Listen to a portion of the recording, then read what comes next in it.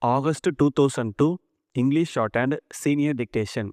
Get ready for dictation. 5 seconds. Start.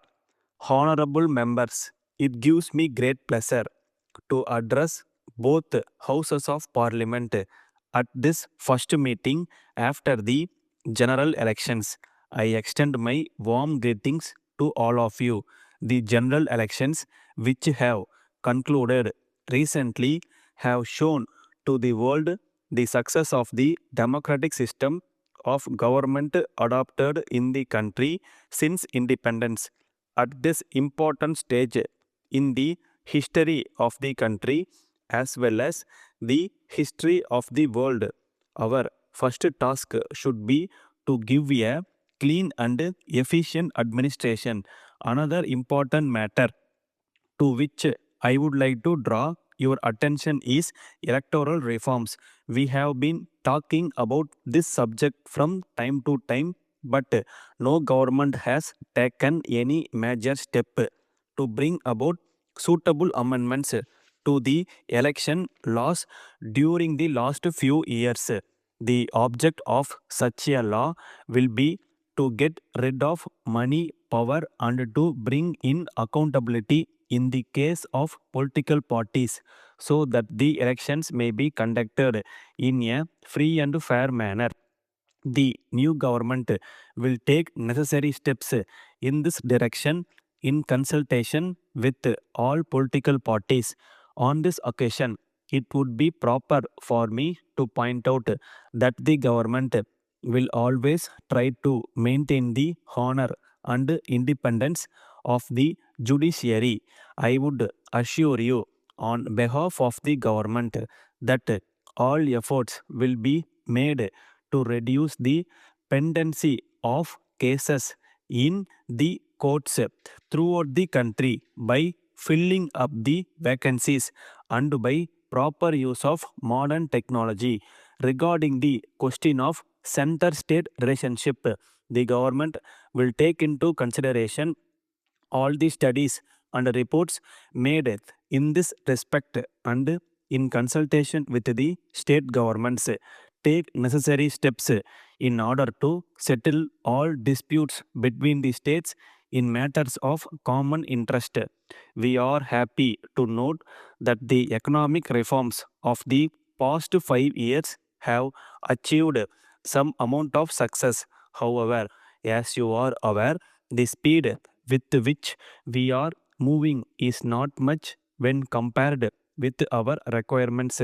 This government would give personal attention to this matter and speed up the reforms while maintaining the basic framework of a sound economic policy. The economic development of a country in any part of the world can be maintained at a steady rate only if the external loans of the government are limited to the minimum. As far as this matter is concerned, I do hope that you will be aware that the existing borrowing attention of our country are now very high. In this connection, attention will also be paid to the aspect of expenditure by the government, which is increasing day by day. The government will take all necessary steps to reduce the loan burden and also to reduce the expenditure to the maximum extent possible so that we may be able to invest more money in the development schemes for the benefit of the people.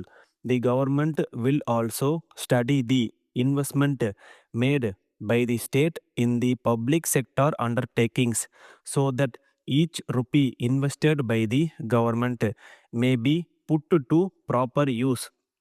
On this occasion, I would like to inform both the houses that the government are going to bring about reforms in the corporate sector also. Suitable changes will therefore be made in the company law and land ceiling laws to ensure full use of our resources so that our industry may be able to meet the competition from other parts of the world. At this important time, this house will have the great honor of taking this country to the next century. Thanking you. Letter from Gopal and Company Limited, Salem, to Messrs. Bhaskar and Sons Limited, Chennai. Dear Sirs, this is with reference to your kind enquiry about the latest price list and catalog of our products. You may be aware of the increase in the transport charges and the increase in the cost of the raw materials. Since we are dealing in glass articles, we will have to face the risk of damage during transport. We are sorry to inform you that our factory remained closed for 2 months last year, and this has resulted in the decrease in turnover compared to the previous year. We are therefore not in a position to supply the materials at the existing rates and are forced to increase the price by 5%. We request you kindly to bear with this increase. We also request you to take all necessary steps to market our products in this part of the country, and we are willing to pay the necessary charges that may be incurred by you in this regard. On this occasion, we would like to place on record our gratitude for your support and help, which has helped us to tackle our difficulties. We look forward to the pleasure of your continued support in the years to come. We enclose herewith our latest price list and catalog. We would be glad to send you any other information that you may require. Yours faithfully, Stop.